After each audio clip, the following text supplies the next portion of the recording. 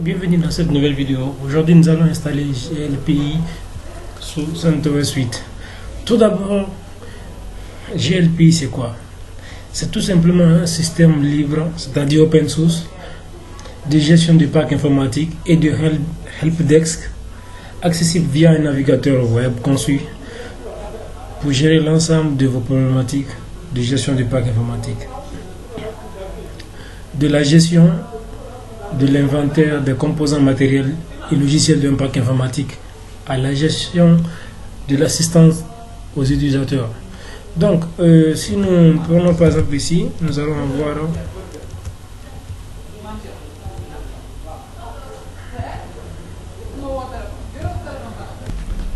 là au sommaire, nous allons, comme je disais, les prérequis, avoir un serveur web configuré ou à configurer lors de l'installation et la configuration de GLPI. Ensuite, avoir un PHP installé, le service PHP. Maintenant, dans le service PHP ici, nous aurons des sous-titres, comme vous le voyez ici. Nous allons, maintenant, au niveau du PHP, nous devons avoir une extension fonctionnelle, opérationnelle, une extension optionnelle et après la configuration. Et au niveau du PHP, on aura aussi une base de données qui sera MariaDB. Et ensuite, après cela, maintenant, après la création de la base de données et autres, nous allons installer GLPI proprement dit. Ensuite, nous allons choisir une version, puis la télécharger, ensuite passer à son installation. Après, nous allons spécifier l'emplacement du dossier et fichier de GLPI lors de la décompression.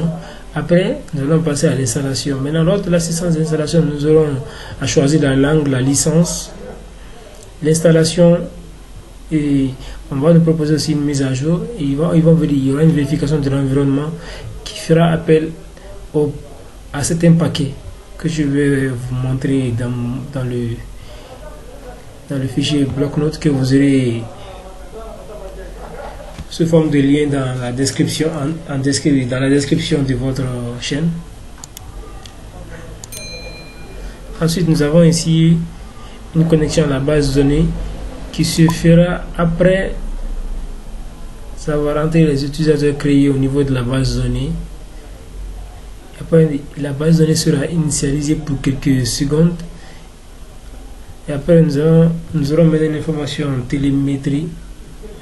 Après, l'installation va se terminer. Ensuite, nous aurons ici le fuseau horaire, l'utilisation et les utilisateurs de Windows. Cette partie, nous allons la faire au fur et à mesure parce qu'on ne peut pas tout faire dans cette même vidéo. Donc, nous allons avoir aussi les utilisateurs Windows, autoriser l'accès, la mise à jour, l'outil de ligne de commande.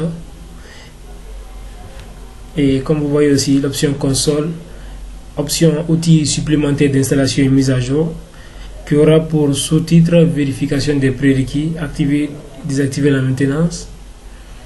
Ensuite, l'installation, la configuration de la connexion à la base de données, la mise à jour. Nous allons mettre en place une clé de sécurité et autres outils dont on aura besoin au fur et à mesure qu'on avancera dans ce projet. La vérification du schéma de base de données, la synchronisation LDAP, déverrouillage des tâches, outils pour les plugins, les outils de migration, et nous aurons aussi le CISA, le MyISAM que nous allons utiliser à InnoDB. Après, nous allons récupérer des horodages manquants. Utilisation du type des données du timestamp. Après, migration du plugin domaine, migration du plugin RAX, configuration avancée, et nous allons aussi passer à la configuration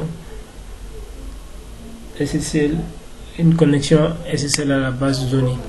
Donc sur ce, nous allons maintenant passer ici sur notre machine virtuelle. Une fois dans notre machine virtuelle, nous allons d'abord nous connecter. Une fois connecté, nous pouvons voir que notre DNS est fonctionnel. Vous aurez, je vais vous mettre en bas de la description des liens qui vous permettront de faire la configuration des services DNS et des services HTTP. Et aussi de la base de données MariaDB que vous allez voir dans les configurations du Roundcube qui ont été faites déjà. Maintenant, ici, nous allons vérifier si nous avons une connexion. Nous allons basculer sur notre second profil. Nous allons pinguer Google tout simplement. Et nous avons une connexion qui passe. Maintenant, nous allons faire quoi? Nous allons installer ces packages.